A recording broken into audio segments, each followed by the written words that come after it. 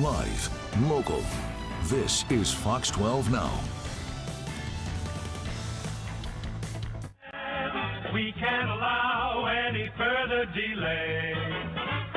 So stop your waiting and hesitating and tell us.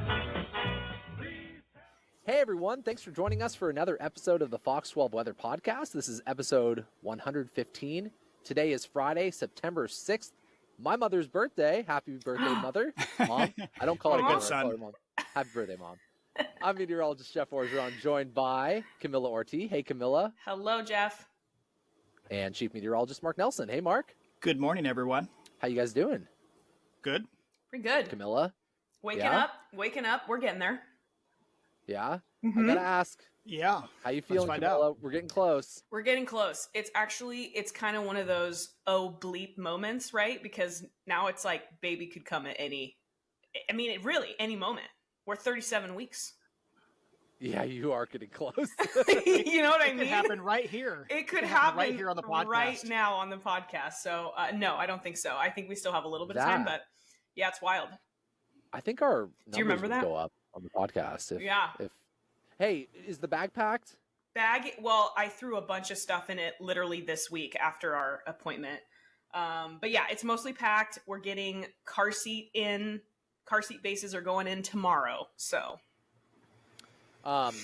just so you know, we went to you need to do that. You need to do that now. I know. Just so you know, we went to the hospital. Katie started going. She went into labor my birthday. Your wife, Katie, not yes. Yeah, my birthday. Okay. Just so we're clear. Yeah. My Katie went into labor the evening of my birthday. We were at Oswego Grill in Lake Oswego. Oh my gosh! And it was like 6 o'clock. She started noticing it, and then at about 11 o'clock that night, we went to the hospital, got sent home, then went back to the hospital at 1 in the morning. That's right. when she got admitted, and she didn't actually have the baby until 1 a.m. the following morning. So yeah, I know a lot of people think like, oh my gosh, as soon as you go to labor, you need to rush to the hospital. Yeah, they're usually like, hey, I don't know if maybe you should labor at home. Yeah, you know? It can take some time, but it's crazy because it's so different for everyone that for some people it does Totally. move really fast. So yeah, it's Right. like, how do you know? You don't. Yeah. That's why you need to be prepared. So please put the base Tomorrow, in the they're car. going Yeah. in. Yes, they're going in. And make sure you know how to use that car seat. Although I think they give you a rundown before you leave the hospital with the baby. Somebody comes in, and that's how they do it these days. That's all right, good. enough baby talk. Guys, we are in hopefully our final heat wave. It's got to be. It has Hope to so. be. That's how it's looking long range forecast model wise, but also it's just like climatologically speaking, it gets so much harder, right? Let me add to that real quick, Jeff. I did look it up. I think it was 1974, and was it 1952? There were only 2 episodes in Portland's weather records back to 1940 where we had 3 consecutive days at or above 90. One of those years, I think it was 74. It was 74 because a big freeze in December followed. It's all up there. You But mean what I remember you mean in September? In September was a heat wave. There was a massive freeze in December that year. That's how I remember. Wait, No, I'm I know, wrong. It but was you're saying 72. 3 Oh my consecutive gosh, I screwed it up. 3 consecutive days in the 90s in September. That's what you're looking I at. got too many facts running through my brain. Let me slow down. I just wanted to clarify. Okay. I think yes, 3 consecutive 90-degree days after about the 10th of September. It's only happened twice. Gotcha. And that one time there were 5 days, and one of them might have been as high as 96. It was interesting. All the lows were in the 50s, even in the city, though, and all of Salem's lows during that period were in the 40s. So our lows really drop off with clear skies. It's hard to stay warm at night with the clear skies this time of year and beyond. Yeah. Cool. That's all. Well, if you're curious. Our little weather savant with the stats. Yeah. Rain one word Man for over it. here. Literally, Rain Man. You guys are so generous. So we're going to go over some of the summer 2024 numbers. Kind of just show you how this summer stacked up compared to other summers. This should be the final heat wave of the year. We'll go over some of those numbers, how it's been playing out. Of course, it's taking an ugly turn with all the smoke out there and the fires kind of raging back to life. Cooler air is coming, though, so we'll go over that forecast. We have some viewer photos, and we have a special guest. Yeah. Ann Campolongo is going to be joining us, former Fox 12 Oregon meteorologist, and she will pop in at 10:30 Pacific time when she wraps up her newscast. So she may just appear out of nowhere. That's awesome. And I think my guess, it'll be during the viewer photos. She'll be stunned by her view when she jumps in. So, all right, let's get the ball rolling here. So Mark, you created this graphic. I think I was off when you tallied all this up. Once again, Watch your mouth. who am I to cast that first stone, as they The say? guy that takes like weeks and weeks off during the summertime. Where Yeah. did Mark go? Already getting Hey, let sassy. the record show I'm working 5 days this week. I want everybody to know that. I want that written. Oh that my I did work 5 goodness. days this week, or I'm about to, unless I call in sick this afternoon. Finally earning his Jeez. paycheck. Yeah. No. Yeah. So, it's interesting. This summer was not extreme by any means in June or August. June was a little warmer than average. August was a little warmer than average. And in fact, I just ran into a blog post from late June where I said, wow, we've avoided heat waves this year all the way into late June. That was an interesting thing I had forgotten. We just had a scattered hot day here and there, and that was it. But July, of course, was scorching hot. So 7-day heat wave. Yeah. Yeah. And you know what? If you look at Salem's numbers now, I know there's some debate in my mind about Salem's. Seems a little warm this summer since they replaced the sensor. But Salem, I think, had 16 out of 17 days in July consecutive were at or above 90. There was only one day that was like 88. So really, it was like a 2.5 week long heat wave in Salem. By the way, I do have some final Salem numbers for you. I bet you coming do. up in a bit. Yeah. Nice. So 5th hottest summer on record since records began in 1940 for PDX. And I love this. I don't love this, actually, but I love that you added this. Sorry to rephrase that. The 5 hottest summers on record have happened all since 2015. Right. And lest you think that it's all about urban heating, Astoria is in, I think, the top 5 as well. Mark, don't give What? up all the stats. I've got them coming up. Oh, I thought something went wrong. I was like, what's going on? Gold Mark- coin reveals Yes. that need to happen. He does have all the data stored in his brain and just kind of comes out of nowhere at random times during the podcast. I'm just going to have some of my cereal with the fresh There you strawberries go. I Take just got out some of the garden. breaths. All right, so here's the top 10 warmest summers. Remember, summer is June, July, August for meteorologists and climate scientists. Easier for record keeping. So the warmest summer was 2015. Average temperature of 72.2 degrees. So yeah, 5th warmest summer.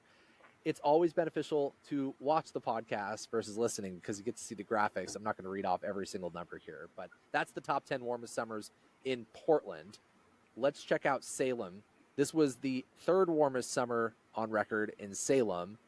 Records began in 1893. Mark says it's up for debate a little bit because they moved the sensor from Scappoose to Salem. Odd. Yeah. And again, Yeah. 2021, Sorry, Scappoose. 2022, 2023, 2024 are all in the Yeah. top 5. That's pretty significant. Look at that. Yeah. Yeah. Yeah. Yep. All right. Jeff, Moving on. remember the days back in April, those glorious spring days when it was like 72 degrees? We were excited. The birds were chirping and grass was fresh and green. And you said, hey, maybe this is going to be the summer. I got a feeling this might be the summer where we just don't hit 100. And this might be that summer that's finally comfortable and cool. I got a feeling. That feeling sucked. I was wrong. Yeah. All right. Let's go ahead and check out Astoria. 2nd warmest summer on record in Astoria. Records began in 1953, so not as wide of a record range, but yeah. And Mark, you mentioned this, I think, in 2 podcasts ago, you mentioned this, that there perhaps was not as much upwelling going on right near the coastline. So was that right? Yeah, that was more recent, like late recent, August. Yeah, we lost that upwelling, so maybe the nights are warmer. It'd be interesting if you just did. Remember the average here is determined by all the highs and lows. If you just did the highs only, or just did the lows only, if that would be different. I wonder if the lows would be higher and the highs would be lower. Got it? Yes, I do. Camilla does. I muted Half my our viewers microphone don't. because my fridge is making the weirdest noises right now. Oh, ice! It's making ice. with a Yeah. big heat wave. Yes, exactly. So for North Coast standards, it was a warm summer for Astoria. Right. Check out Redmond. They had their 5th warmest summer on record. Let's see. The warmest was 2021. 2nd warmest 2022. 4th warmest 2023. So, yeah, a lot of this has happened in the past 5 years. Yeah. Pendleton, not as warm. 10th warmest summer on record, and their records go back to 1928. You know, Pendleton's a great spot because you see it when you go by on I-84. You see the radar there before you dip down into the city. So they're just up in farm, wheat fields up above the city. So that's a nice non-urban location. So that's always interesting there. And Baker City the same way, out in fields. But boy, that was so hot in August over there. Second warmest summer on record in Baker City. So most cities that I pulled experienced a top 5 warmest summer on record. If I recall correctly, that Baker City graphic in July, or maybe the old record for 100-degree days anytime in the summer was 5, and I think they had at least 10 this year. Crazy. I think that's what the number was. It was double. And there's a chance that we might set a tire record if we somehow squeak out a 100-degree reading today. It seems unlikely, but we'll see. We'll see. All right. Check those gradients. It sure feels like the final heat wave of the year.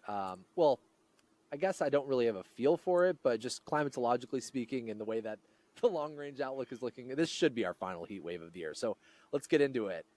Man, yesterday, Mark, you texted me at like 3 to 4 in the afternoon. You're like, we at least hit 101. And we ended up getting to 102 degrees. I couldn't believe you didn't text me first, but you must have been busy. Mark, I got a 9-month-old baby. Camilla will understand this soon. How come no one texts me this stuff? We were at the zoo, by the way, yesterday. We went early. It got warm. Yeah. But it was empty. Good day to go. Gross. Tip. It was gross. It was gross outside yesterday afternoon. It got pretty nasty with the smoke. Camilla said, I'm going to take a 5-mile hike. Maybe that was the day before. Yeah, it was the day before. No, that was the day before. And it would have been on the coast. But I ended up not going because I had to take naps instead. So that's where we're at. 5-mile hike, and you're told you can deliver at any time. Seems like a great idea, Camilla. What could possibly go wrong? Well, yeah, and apparently there were routes. It was like Cape Falcon. Have you done that Cape Falcon hike before? No. It's not far from Manzanita. It's beautiful, but apparently there's a lot of routes. So Johnny was like, yeah, it's probably good that you didn't do it. Anyway, slipping. Yeah. That was a sidebar, but... Okay, sorry. That was a serious sidebar. Yeah. So we hit 102 degrees yesterday. So that was the latest on record that we've ever had that kind of heat. I mean, we did hit 101 degrees. What was it, 1988? On September 5th? 1944 or 42. Oh, was it? Okay. 88 was the 105 on the 2nd. Oh, gotcha. Once again, got those facts ready to go. It's crazy because, you guys, he doesn't have notes. He's not looking at notes when he spits out those dates. Well, that also means I screw up like 1 out of 3, like for December 72, and thought it was 74. Don't trust everything he's saying. Don't trust it all. Trust but verify. Yeah. Yeah. Okay. That's right. So that was the latest we've seen that heat. It was a daily record high, of course, for September 5th. And yeah, second warmest day this year. 104 was our warmest day during that 7-day heat wave in July. Hi, Mark. What's up? I had a lady ask on Twitter or Facebook, wherever, it doesn't matter. They said, well, why do you say hottest, but then you said warmest? What's the difference? That's fair. No, for a regular person that's not a geek like me, that's perfectly fair. Warmest, I mean, the most correct thing to do would probably be to say warmest, whether you're talking about the warmest January ever or the warmest July ever. But it would be dumb to say, it doesn't seem dumb to say the hottest July ever, but it seems dumb to say the hottest January ever. You know what I mean? So warmest is probably correct. Hottest, it means the same thing. Yeah. Maybe somebody else can explain it better. No, that was good. Yeah. That was good. So I just wanted to show you what we're seeing on infrared satellite imagery this morning. Notice that the ridge, the clouds are mainly drifting up to the northeast. We have that big ridge building now over the Pacific Northwest. But this little disturbance here that could wreak havoc on our Saturday forecast. You can already see some clouds building in a little bit earlier than we anticipated in Western Oregon. So those are just a couple of features. But I wanted to point out visible satellite imagery this morning is revealing a large veil of smoke over Oregon and Washington. It's more dramatic around sunrise when that sun angle is a little bit lower and illuminates that smoke a little bit better. But we have the marine layer along the coast that tends to be a sign that the heat wave is about to wrap up with more onshore breezes returning. But yeah, the smoke looked pretty crummy out there from our various webcams. You can see that finger of stratus, low clouds, made it almost to Longview this morning. That's right. One other thing I wanted to point out, this was the nighttime microphysics, just a snapshot of the nighttime microphysics channel, infrared satellite imagery. See that spot right there, you guys? Mm-hmm. A little fire. That's the Huckleberry Fire, Huckleberry Ridge Fire that's burning between Lewis County and Cowlitz County in the the Willapa Hills. That's been a tough pronouncer for me, by the way. That is a hard one. Yeah. I think, Mark, on your Northwest pronouncers, that link on your website you had for years, I think it's broken now, by the way. It said Willapa Hills. That's not true. I grew up in Chehalis. Part of my growing up time was Chehalis. It's Willapa. Well, I know it is Willapa. You're saying the website had it wrong? I think the website had it wrong, yeah. But 404 not found. It's a broken link now, yeah. So I hate that. I had to go to YouTube and find somebody saying it out loud. I've done that. Yeah, no shame in that. That webpage, oilpaintingfactory.com/say/northwest.html. That's been just some random person that came up with those. We are way off topic. I should do my own. You guys, hold on. Wait, okay. I'm going to do my own page. That's a good idea. When we get new people from other parts of the country, like Lebanon versus Lebanon. That'd be good. Yeah, that'd be a great idea. The most scapoose. Scapoose. That could be your retirement fund, by the way, if you throw enough advertisements on it. No one's going to pay for that. Way crap. off topic, though. Okay, sorry. For real. Two fires that I think are going to contribute to a longer duration smoke event here in the lowlands. Williams Mine Fire, that's the fire that's been burning for weeks up in the Gifford-Pinchot National Forest. It raged back to life over the past couple of days. But this new fire burning in the Willapa Hills of southwest Washington, you guys, it sits right along that corridor where we get that northwest breeze, and I think it's just going to be funneling smoke as long as it's going down into our big population zone. So I just wanted to point that out to you. This is the latest morning run, her model of the surface level smoke. This is 5 o'clock this evening. You can see that fire is being, well, both those fires are being depicted in producing smoke. Look what happens overnight around midnight.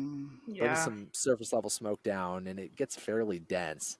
This is tomorrow late afternoon, 5 o'clock, Saturday. I mean, we were thinking previous runs were showing the smoke thinning out this weekend with more onshore flow. But now that there's a fire kind of in the way, upstream, if you will, that could just be kind of a nuisance. So notice it's better in the valley because they're not downwind from that. Yeah, like Salem and Eugene. Somebody asked me today, can we expect the smoke to clear out by Saturday afternoon in the west end of the gorge? And I said, yeah, I don't know about that. Yeah. It really all depends. And our models are just assuming that fire is going to be super active. It may not be that active tomorrow. So we'll see. By Saturday, and for sure Sunday, there'd be a big marine layer over that. So by Sunday, it should go way down. Hopefully, It'd be moist and humid up there. And I showed you that little feature over the Pacific Ocean that's probably going to, well, it might produce some isolated storms tonight and tomorrow morning along the Cascades, but I think it's also going to bring quite a bit of mid to upper level clouds over the region. So I'm thinking the combination, guys, of smoke in the air and more cloud cover, I sat there for 5 to 10 minutes this morning, and I was like, of course you did. I know. For Saturday's temperature forecast? Camilla and I would have been like, okay, choose one or the other. Okay. Coin flip. So I dropped, but it's kind of like it's a mental thing. Like 90 is a much different temperature than 89 on a 7-day forecast, you know? Yeah. But I did it. You did it. Okay, I think we'll stay with We'll see if Mark changes it in a few hours. I'll probably change it to 88 just to annoy Jeff. It's fine. I just wanted to turn it down. So anyways, we hit 91 Wednesday, 102 yesterday. We're thinking upper 90s today, so at least a 3-day heat wave. But if we squeak out a 90 Saturday, it'll be a 4-day heat wave. Yeah. Any more thoughts? Nope. Sounds good to me. All right. Cooler air is coming. We're pretty confident of that. So let's talk about the good news. Let's take you up to the Gulf of Alaska. Nice. Oh, yes. Refreshing. Let's go to the Gulf. Look at that trough digging into the Gulf of Alaska right now. Mm-hmm. Nice deep trough. I wish that was right overhead right now, but it's not. There's the ridge that we were just showing you over the Pacific Northwest, over the western United States, frankly. But you can see that trough already coming into vision there over the Pacific Ocean. It kind of, I think an upper level low is going to kind of break off of that system, it looks like. And a cutoff low. Mm-hmm. Yeah, and it's just going to kind of meander. So that will become a nothing burger pretty soon. But this is, actually, let's go back. This is Sunday. You can see the ridge is moving east, right? Mm-hmm. And then we start to see a trough kind of moving closer to Vancouver Island and BC. And then Monday, we're kind of in between in that Goldilocks zone. Tuesday, late day, all of a sudden the trough is digging in, and we have a trough like over Oregon and California and Nevada by Wednesday p.m. Guys, I don't love that for rain chances. That's what I was just thinking, Jeff. It's too. It's kind of like in winter when we see those; they go by quickly. It cools us off for sure, but we don't tend to get much rain in that pattern. Almost an inside slider, if you will. Yeah, Taking more of a drier path. but it's still cool. It is. I mean, Cloudy. This is the geopotential heights, and it's looking at the anomaly. And when you see it drop into like the blue and green shades, that's a cooler than normal air mass, or a more shallow air mass than we typically see this time of year. So we are expecting temperatures to dip quite a bit midweek. Sometimes in that setup, if you have pretty cool air pass overhead, it does just, you think, oh my gosh, marine layer is going to be incredibly thick. It's going to be gray all day. That can actually disrupt the marine layer if it cools off overhead. I mean, that can be kind of a refreshing, like areas of morning clouds, a sprinkle, and then it's partly cloudy and breezy and refreshing in the afternoon. Keep that Sometimes. Keep that thought in mind for Thursday, because I think it'll be just east of us on Thursday when I show you the 7-day forecast. A little update there.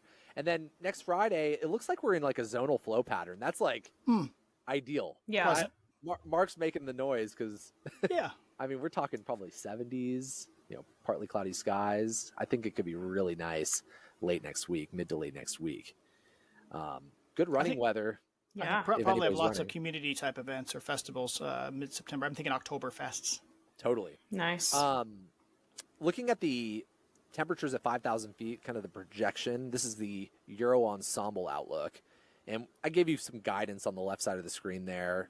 10-degree Celsius temperature at 5,000 feet usually brings us into the upper 60s to mid 70s this time of year.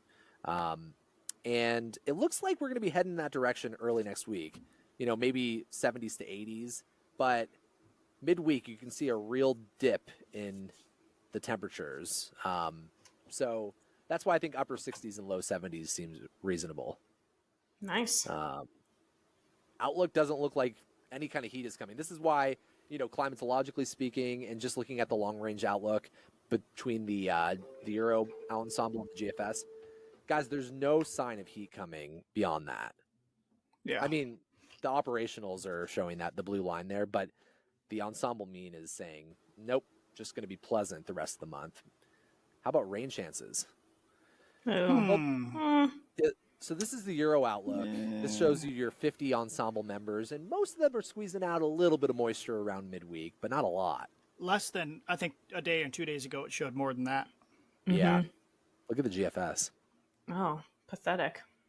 Trash. Yeah. So Mark had light showers. I put a few showers in there for Wednesday. A few what? Just a few light showers. I heard this Or shit. a few That's showers. all I heard. Yeah. All right, this is our updated 7-day forecast. And remember, Mark, what you said about like how those inside sliders can disrupt the marine layer? Right. Next Thursday, I think it's going to probably clear out. Nice. That's nice. Yeah. Cooler mornings for sure. Yeah. I think so. Mid-September, clear Oh, skies. yeah, for sure. But yeah, one more. We're on our final first alert weather day here for a while, hopefully. And hard to say what the smoke is going to do. Really all depends on how those fires are developing upstream of us. Any other thoughts before we move on, you guys? I would say for people that are concerned, do we have any big east wind patterns coming up that it could really get fire weather going, since now the fuels now are about as dry as they were before our cool, dry August weather? No, we don't see a big east wind pattern. That westerly flow, there's in the upper atmosphere, there's no sharp ridges, no cold troughs dropping down to our east to turn the flow strongly offshore. So what we had in September 2020 with that extreme east wind, that is so rare. I mean, it hadn't happened in my career. The chance of that coming back again this year is very small. So my guess is we'll just kind of stumble through the next week or so, 2 weeks. With fires will kind of keep going, but they're going to be damped way down by the cooler temperatures and occasional marine layers. So my guess is we're going to skate through September without, big power safety PSPS. Public Safety power shutoffs. Okay, thank you. PSPS. We're probably going to skate through another year without those. As I recall, we didn't have any of those last fall. We might have had one midsummer, briefly. But anyway, last fall we did not have any big issues with fires or those shutoffs, so that's good. Yeah, that is good news. Anne's going to be coming on soon. Let's show you some viewer photos before she does. I'm excited. This was a shot sent in by Scott out in Hood River. Dang. This was yesterday's sunset. A little bit smoky, but beautiful shot there. Did he send you this pic, or did you get that off of our app? I got it off our app. Okay. Nice. Yeah. Did he send you this pic? No, I'm just curious where it was, but Fair enough. Look at this fog bow that was sent in by Chris out in Lincoln City. Kind of a neat Neat. shot here. That's really cool. Thanks to Chris. And then a nice view from old Tillicum Crossing. From Tara, this was the sunrise yesterday morning. Yep, it was pretty smoky yesterday morning as well. We appreciate you sending in your photos. All you have to do is go to kptv.com/weather. There's a submit photos tab. Click that. Submit your photos. It might appear on our podcast. Or you can use one of our apps, the news app or the Fox 12 weather app, and you can submit photos there. And we might even show them on TV. You never know. Jeff, you just never know. I should have texted you. I was hoping you would include a Corpuscular Rays photo from over the weekend. that's right. She was talking about that last night. Dang it. I should have sent you She's one. kind of disappointed, Jeff. Maybe next time. Oh, well. Yeah. I did see those in the library, and I considered it. But I was like, I feel like we've showed some of those in the past. I wanted to... But people love them. People love them. I just love saying it. I know. Crepuscular. I know. It's fun to say. It was funny because someone on Twitter was like, that word is just too harsh for what it looks like, which I agree because it doesn't like match, like phonetically. It's just kind of like an ugly word, crepuscular. Yeah. But they're so cool. That's when, okay, so if you don't know what that is, it's when we had those kind of like mid-level cumulus clouds. So when the sun is kind of shining through the gaps in the clouds, it kind of looks like this biblical like rays. That's what crepuscular rays are. They're really cool. That's good. I love that. Yeah. Great description. Thank you. Speaking of geeky stuff, that was good, Camilla. Thanks. Yesterday, Camilla comes in. I forget what she was doing. We have a mirror because, we're always looking at ourselves because we're on TV, right? That's kind of what we do. And she's over at the mirror just randomly. She goes, "What was the pressure gradient today?" And I was like, wow, Camilla's really come on. And then she goes, "Wow, are you impressed by that?" Because I surprised like myself. I would have said. It like came out of my mouth and I was like, whoa. It was just like, what? It was just like, she walks in and says, "What's the pressure gradient today?" Like that's what everybody else talks about, right? She is growing up right before our eyes, Mark. Yeah. I do feel like you are starting to take a real interest in clouds. Yeah. I see that's your randomly you posting it on Twitter, and I'm like, you gotta shed a tear. Aw, I'm becoming a full-fledged weather nerd. So exciting. No, it's great, and honestly, it's rewarding too. It's fun to be able to just look up and know why things are happening and what they're called. It is very cool. Yeah. Mm-hmm. And just so you know, it was about 4 millibars or so through the gorge. I was curious, actually. It was like, where's the peak at? Yeah, it was well forecast. That was perfect. I mean, model said 3, 4, 5 somewhere in there. And as Jeff had texted me about 3 p.m., like no east wind yet at the airport. And it was funny. It did go light east for like 1 or 2 hours. And did you see as soon as the wind switched back to a north or northwest direction, it dropped 6 degrees at 5 p.m. It went from 102 down to 96. You have these blobs of warm or cool air. The mixed air, yeah. So this, from now all the way, until it gets chilly in later October, to really max out that temp at your location, you need some sort of northeast wind to surface. It's we gotta mix crazy out the how air. fast it like spikes that temperature too. That still amazes me every time. Yeah. It's like you're changing the air mass. Well, wait, yesterday morning at just a few thousand feet up, it was like 85 degrees. Yeah. So the warm air's sitting there all night. That was crazy. And the lowland's cool. And then as soon as that wind mixes it down, bang, suddenly you're in the warm air mass again, the hot air mass, the dry How many air people mass. have AC at that elevation too? Right. Good point. Like me, I'm at 1,000 feet. But like you were like in a pocket where you got a little bit cooler, I do right? cool off. You hardly ever need AC up at that. But that said, a lot of people just have heat pumps nowadays, and those have AC. Mark chose that microclimate on purpose. I didn't know about that when I moved here, that it cools off so quickly in the evenings. Yeah. In the little canyon. Any little canyon cools off faster than the air, up on the ridge above. Yeah, So you don't want to be the king of the hill. You want to be down in the hole. Yeah, you what was that? You texted me last night, the change in the temperature. You should share that. That was cool. Yeah, 1 mile up the road, I have to go as high as 1,300 feet or 1,200 feet. And up there it was 76. And just in the half mile down to the little creek bottom, Lateral Creek, it was 65 and 66 in my house. So I got inside and the house was 70 and all the windows are wide open. So that was nice. Crickets. Does Lateral Creek feed into Lateral Falls? That is Lateral Falls, yeah. Got it. Okay. It is the creek. Yeah. Yeah. I probably gave away too much identifying information about my location. I'm not going to give you the address. Oh, man. Oh boy. Stalkers. So Anne did just text me. She said she had to take care of business. She had to use the restroom. and then she'd be on. So maybe we'll just well, she's just going to pop on whenever she pops on. Perfect. That's perfect. Yeah, we'll just keep stretching.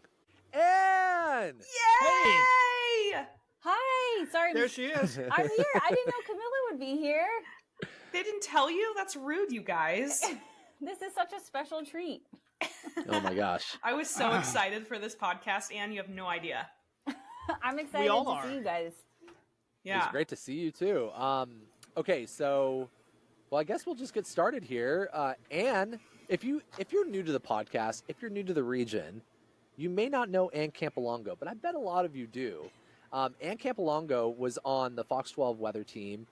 What was it called? The First Live Local weather team back when Anne was on it. That's right. Yeah. First Live Local. Yeah. Yep. Anne was here from, I think, correct me if I'm wrong, 2018 to 2022? 21.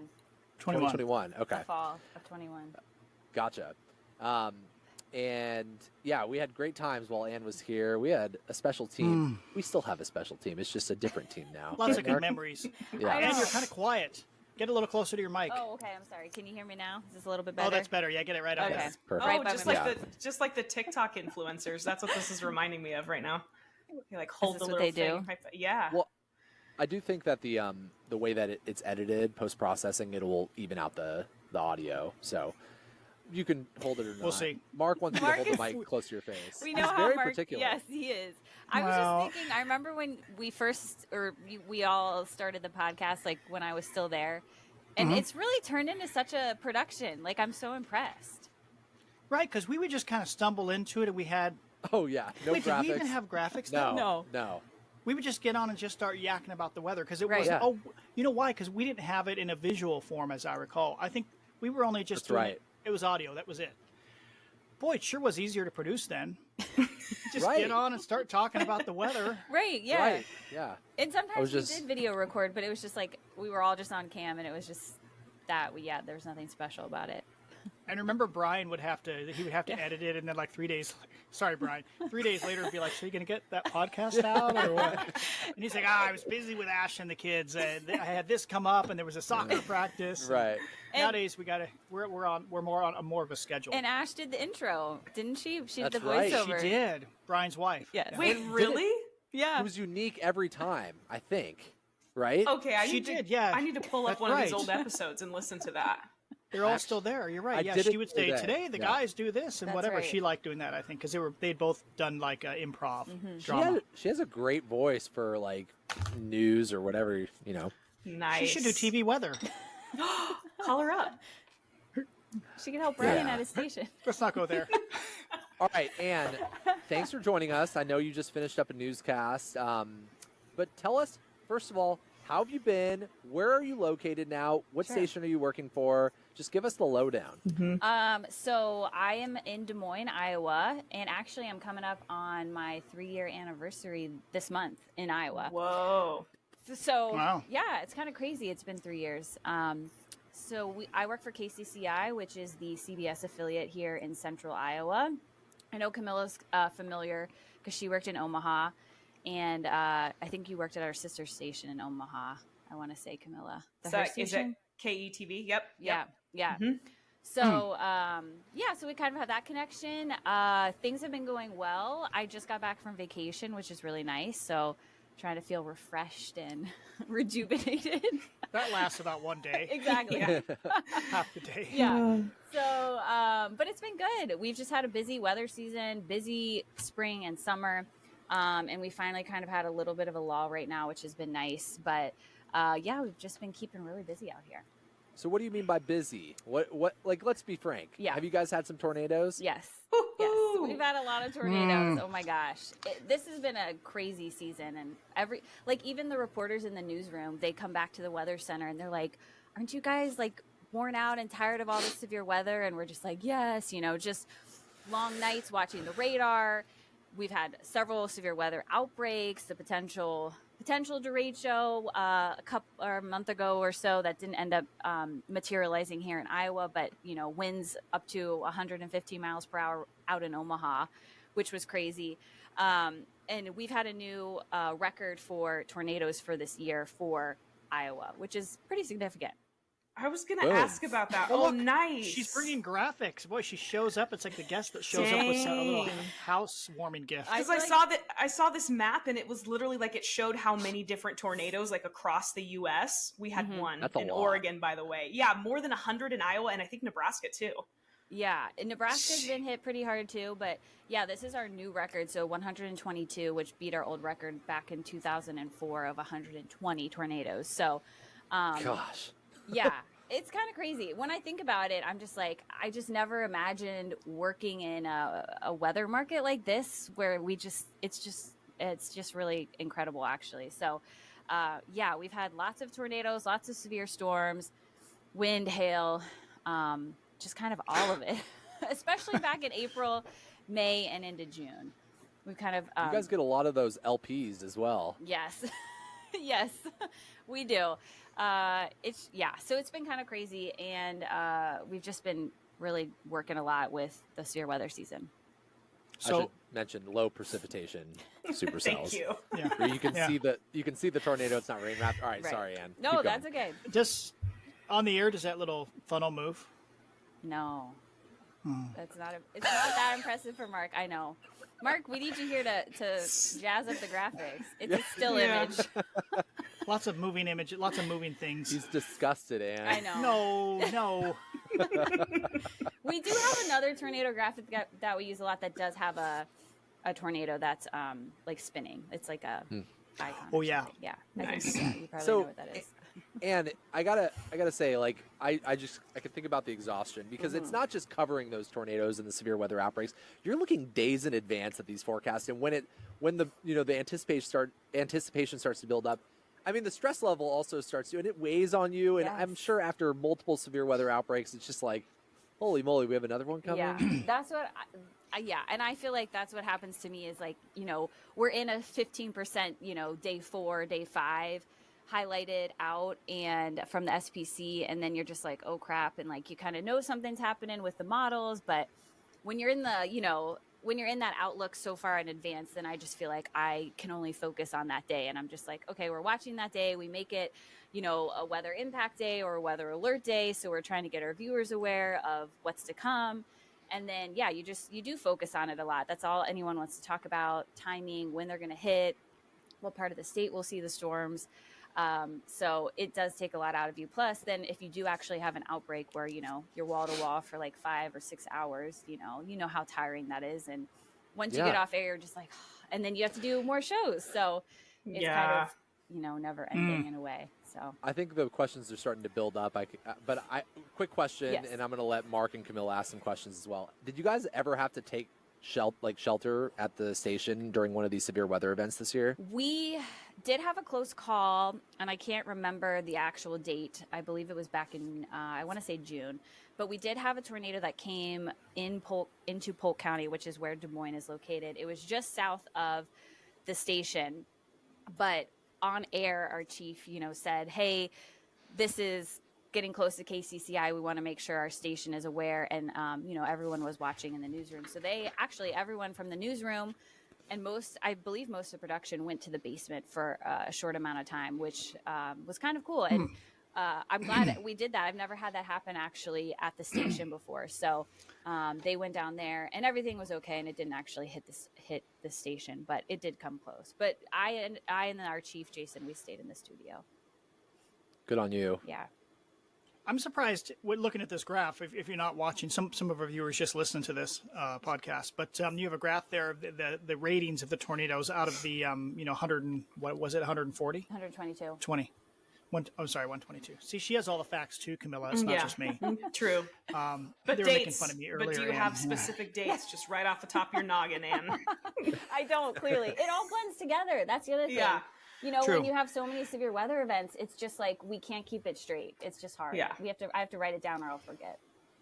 True. But I was surprised. I think some of us in the Northwest might think, oh, every tornado is huge in Iowa. They're all these massive destructive things. But you also, like we do, have lots of very small ones.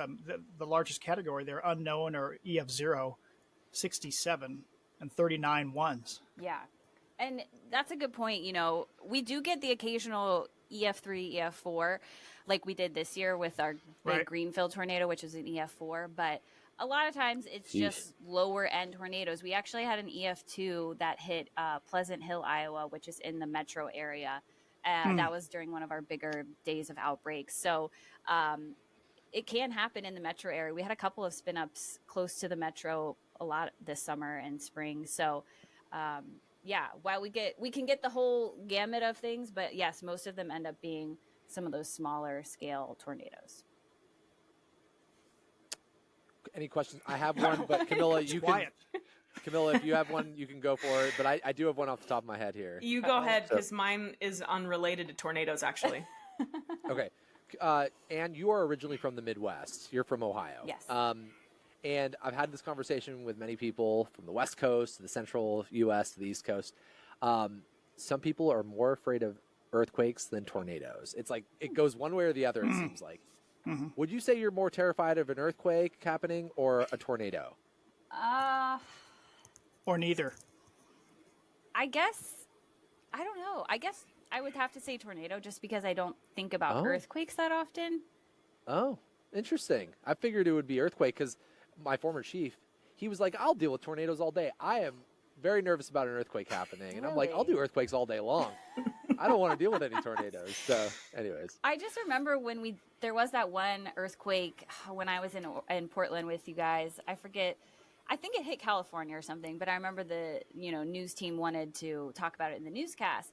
But it's so different from like a tornado or a severe thunderstorm, when it's actively ongoing and you have radar to talk about and showing where it's coming from, where it's going, etc.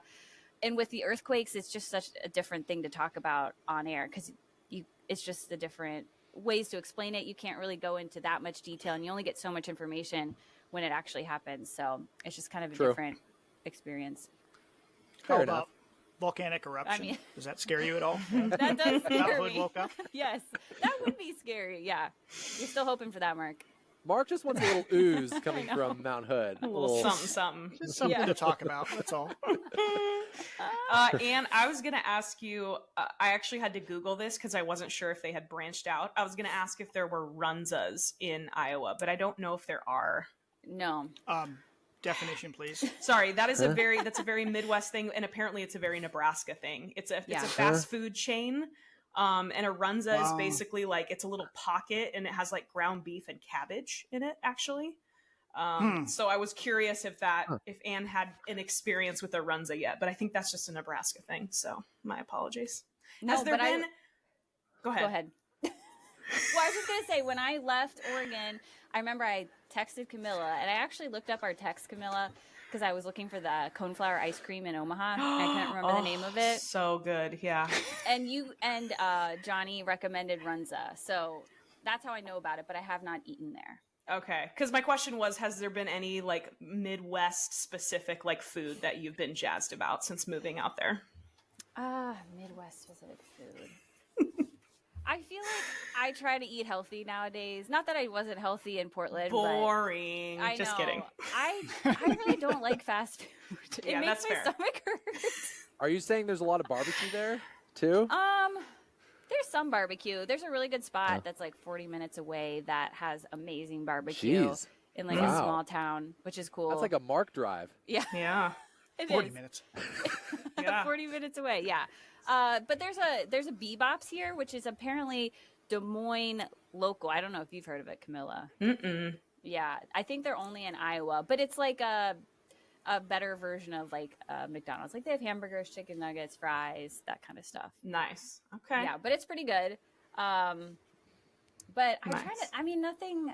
No, there hasn't been anything specific that I can think of that I've been like eating every week because I've missed it. Have you hit up the Iowa State Fair? Because that is an outstanding state fair. Yes, I have. I didn't get to go this year, but I went last year. Okay. Good. And yeah, there's some pretty good food there too. Yeah. Did you see any politicians there? I did not. Why would we go that direction, Mark? No, that's the big thing. They all go there. Yeah. There were so many. And we had so many news outlets, like national news outlets from other states coming in for that, which was kind of cool. I bet. Yeah. But this year, not so much. Hey, how's old Flynn doing? Flynn, Yes. he is doing good. He he just Wait, got back it up really quick. Who is Flynn to our viewers? Flynn is my Great Pyrenees rescue dog that I adopted in Oregon, in Portland before I left, and then he made the move with me to Iowa. So he is doing really cool, really good. He just got back from Ohio. He was in Ohio with my parents for a little bit this summer because I was traveling. But he's back. He goes to daycare, and the daycare lady was like, she puts her updates on Instagram, and she said, since I posted about Flynn being back, so many people have messaged me. I was like, that's so sweet. So yeah, he's so cute. Really good. Yeah, I always think about how skinny he was when I first got him in Portland, because I got him right before Jeff's wedding, so that his anniversary date is like very close to Jeff's anniversary date. Well, you're feeding him all those pup cups. I totally understand why he's gaining. Yeah, he's healthy though. The vet says he's doing good, so he's been good. He's been good. They're big dogs. I mean, how much does he weigh? Like 90 pounds? He's like 95. Jeez. Good Lord, what do you feed that guy? He eats normal food. One They're cup in the morning, dogs. 2 cups at night. Yeah. Wow. But So no, cute. he's doing good. Yeah. Yeah, and Johnny will ask about Flynn a lot. And also, I just have to add, he loves just saying your last name randomly. I said, guess who's going to be on the podcast today? And he cycled through a few names, and then he goes, Campalongo? Oh my God. He loves it. It's a good Italian name. Yes. Yeah. I like the accent. Yeah. Yeah. Yeah, he really leans into it. Aww. Okay, what do you miss from Portland? Did you miss anything either in the station or outside of the station or the Northwest? Of course. I miss all of you guys. I miss... Aw. Right answer. Good. Yeah. I miss... We miss you too. I miss the geography in the mountains a lot. I need to get back to hiking. I miss hiking too. There's trails here, and the people are very outdoorsy in Iowa, but it's just not the same. So I miss the hiking. Like a trail through a field. I mean, or they have state. I don't want to hate on it because we have hills in the Midwest. There are hills, yes. It's just not. And there are some forests. Yeah.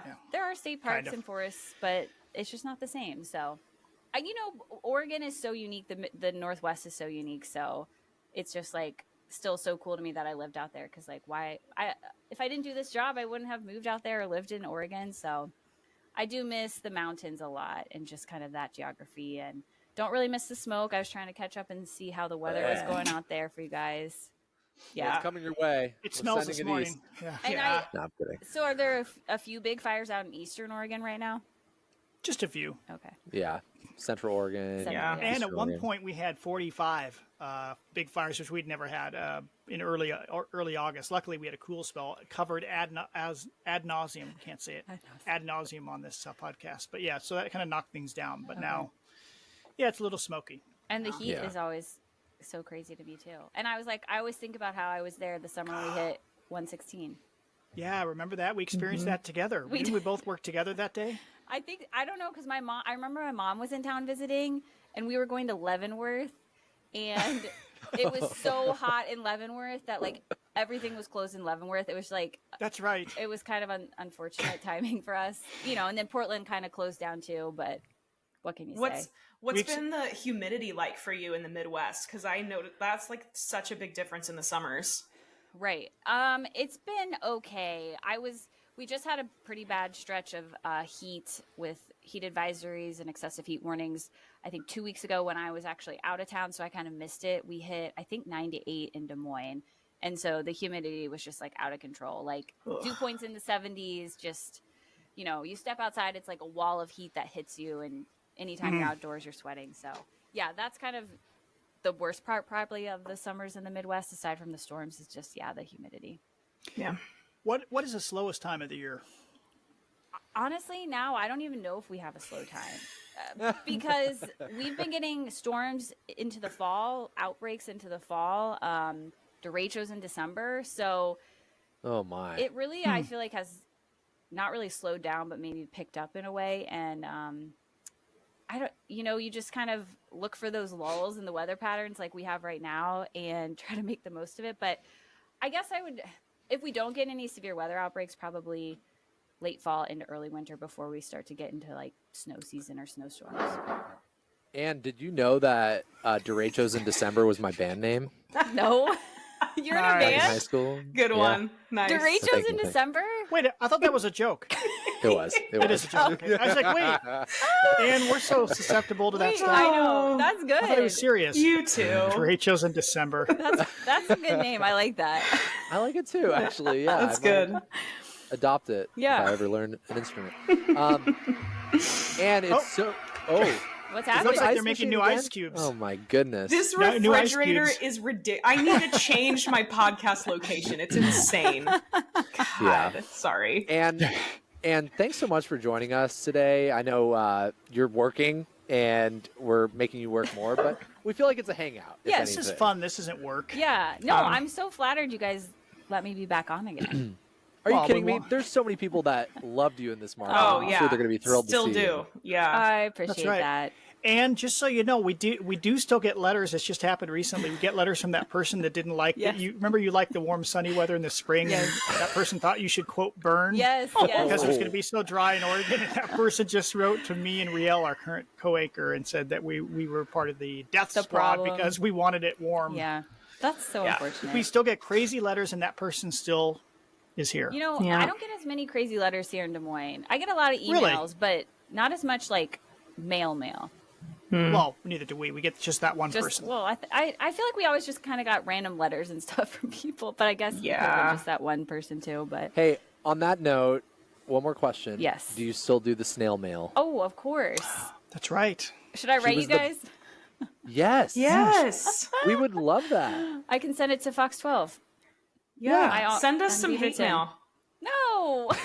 Tell us to burn in hell. There's not a sliver of hate in that heart. That's of true. Ann Campbell. Impossible. A lot of fun to work with. Oh, thanks. Kindest person I feel like we've ever gotten to work I with. feel so. like I have gotten a little more cynical, but Mark. Ooh. That yeah. happens as you get older. Yeah, I feel like Mark would understand. That's true. We talked about that a little bit when I was in Portland. We did.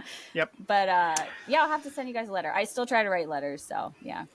Well, I still have That's a neat. little note on my desk at work with a picture of all of us from my wedding. There's two of them in the weather center from you. So there will always be little memories in the weather center of Ann Campbell Oh, Longo. well, thanks, guys. I know we had such a fun time, so I do miss working with all of you.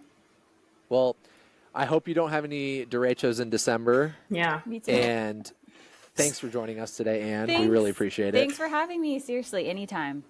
And thanks to everybody for joining us for the Fox 12 Weather Podcast, episode 115. We'll be back next week, and hopefully it'll be cooler and not as smoky by then. Talk to you soon.